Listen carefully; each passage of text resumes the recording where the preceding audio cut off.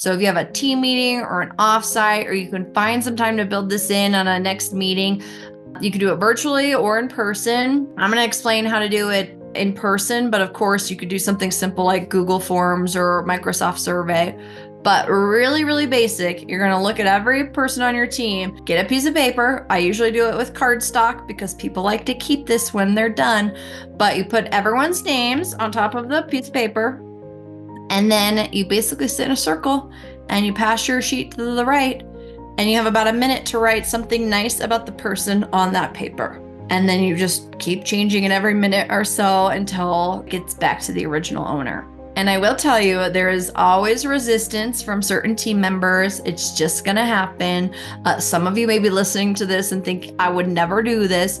It is such a short, simple, free exercise that is so powerful. So be a leader, force the resistors to power through and write something nice about the person on the paper. And every time I've done this, the energy shifts like within the first 5 minutes. People get really into it. They get focused. It shifts the whole kind of state of gratitude towards their teammates. And then at the end of the exercise, you receive this piece of paper that is filled with the qualities and compliments of what people think of you, especially when it comes to work.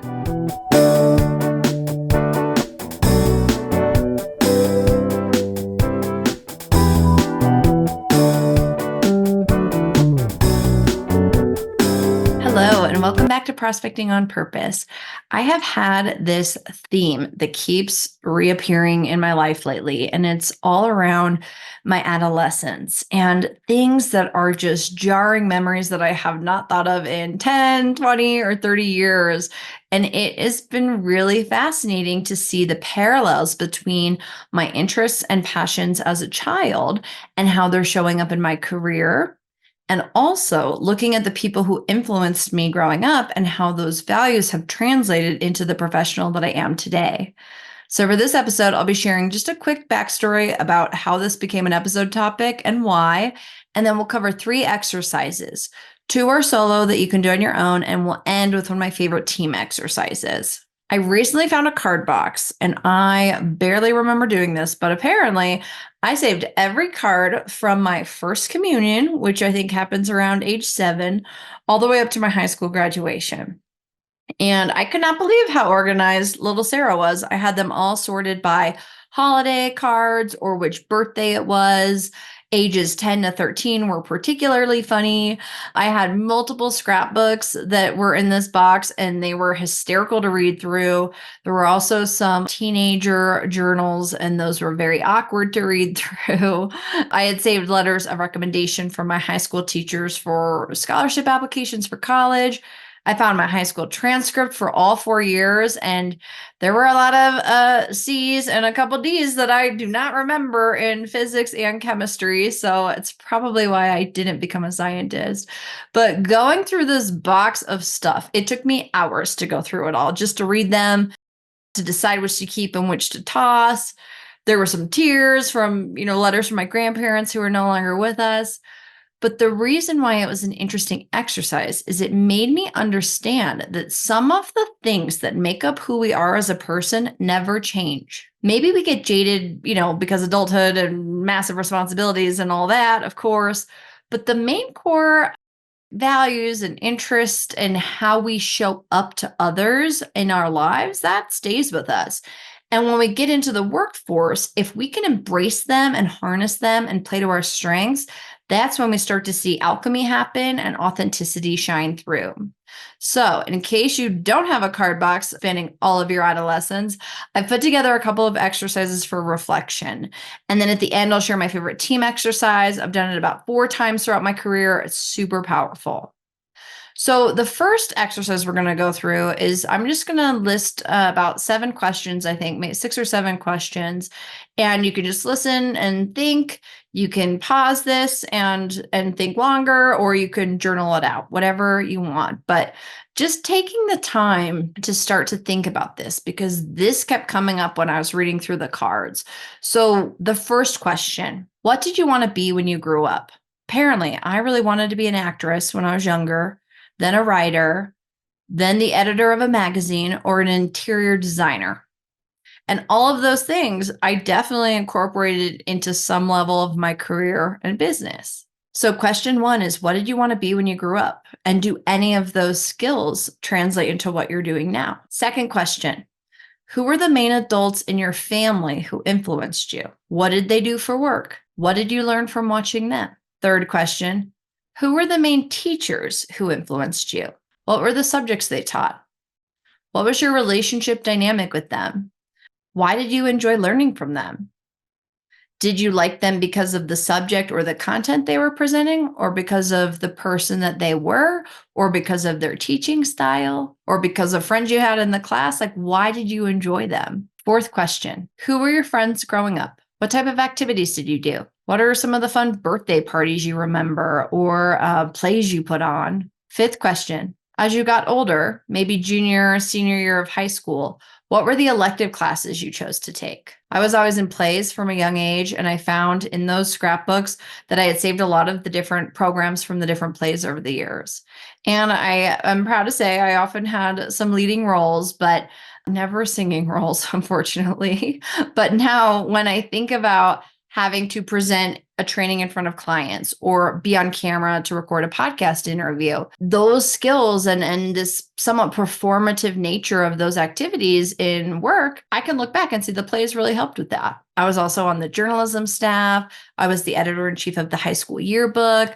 And looking back at that time and reading some of the cards, we'll talk about it in a minute here, I had a lot of comments about my leadership style and how people wanted to learn from me because I did the work. Like, so looking back at those elective classes, what were the elective classes you chose to take and how are they showing up in your career? Sixth question, what were the extracurricular activities you did outside of school? If your parents' friends asked you, what do you like to do for fun? What was your answer? Did you play sports that taught you how to be a good team player? Maybe you played video games with your friends, which now helps you solve problems at work. Maybe you called your crush and you had to have to talk to his mom first because cell phones were not invented and you had to call the landline, talk to the mom. Maybe that taught you how to make cold calls. We had a group of boys in my grade start a medieval combat club, and this is probably, they would get dressed up in protective gear and make medieval weapons, and they'd have battles out on the football field. And this probably won't surprise you, but some of them became CEOs of companies doing some really amazing things. Taking the time to remember the things that shaped your adulthood is absolutely worth it because it's important to remember who you were before who you were told to be. So that's exercise one, some self-reflections on questions about growing up. The next exercise, exercise two, is something you can think about now. But if you were to receive cards from people today, I think what was interesting about this exercise is I was reading these cards and a lot of the same qualities of my strengths were coming up in the cards. So if you think about if you were to receive 100 cards from different people in your life, clients, family members, loved ones, friends, colleagues, what would they be saying about you? What would they write in your card that is your greatest qualities and strengths? And I recommend you take some time to sit with this and write them down. If we can recognize our strengths and remember what makes us special, so examples here, are you kind? Are you thoughtful, warm, honest, direct, detail-oriented, tech savvy? Are you funny? Are you patient? Are you silly? Are you serious? Do people feel really comfortable talking to you about things? How are people engaging with you and valuing your part of that relationship? And if you take the time to think about this and you develop kind of a list of strengths and assets that you have that people value, this is something you're going to have as a tool to look at when you're feeling down, or if you're experiencing imposter syndrome, or if you're kicking yourself for not getting something done. Understanding these qualities about yourself serves as a tool of resilience and positive momentum. And this is a different type of self-love than just taking a bubble bath or going on a run. You are worth taking the time to really sit with and understand what makes you special and unique. And then our third and final exercise, it is one of my favorite things to do in a group. So if you have a team meeting or an offsite, or you can find some time to build this in on a next meeting, You can do it virtually or in person. I'm going to explain how to do it in person, but of course, you could do something simple like Google Forms or Microsoft Survey. But really, really basic. You're going to look at every person on your team, get a piece of paper. I usually do it with cardstock because people like to keep this when they're done. But you put everyone's names on top of the piece of paper, and then you basically sit in a circle and you pass your sheet to the right, and you have about a minute to write something nice about the person on that paper. And then you just keep changing it every minute or so until it gets back to the original owner. And I will tell you, there is always resistance from certain team members. It's just going to happen. Some of you may be listening to this and think, I would never do this. It is such a short, simple, free exercise that is so powerful. So be a leader, force the resistors to power through and write something nice about the person on the paper. And every time I've done this, the energy shifts like within the first 5 minutes. People get really into it. They get focused. It shifts the whole kind of state of gratitude towards their teammates. And then at the end of the exercise, you receive this piece of paper that is filled with the qualities and compliments of what people think of you, especially when it comes to work. So it's something that I'm holding up on the YouTube video version of this. I'm holding up one from my high school yearbook that I led our team through. And it really, like even reading it now, 20 something years in the future, it's really hitting me in a way that is really powerful. So this is something that boosts morale and camaraderie, and it reminds us that who we are outside of what we do is valuable. That's what we bring to the table. So the last thing I'm going to leave us with is that reading these cards was like going through a time capsule, quite literally, but also in the sense that we as a society don't do that many tangible things anymore. People don't send cards, everything's digital. I think it's time for us to start finding ways to get back to expressing our care of others in a more analog or tangible ways. So it can still be digital, but for example, I found a bunch of mix CDs in the box that people had made for me. But I also have Spotify playlists that people have made for me. I forget, but sometimes I'll make a Spotify playlist for others.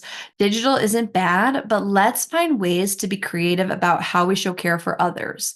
And it starts with caring for ourselves. And I hope that this episode gave you some new ways to think about that. I appreciate you taking the time to listen. If you have not yet done so, please feel free to subscribe and leave a review. Thanks so much for tuning in, and I'll see you next week.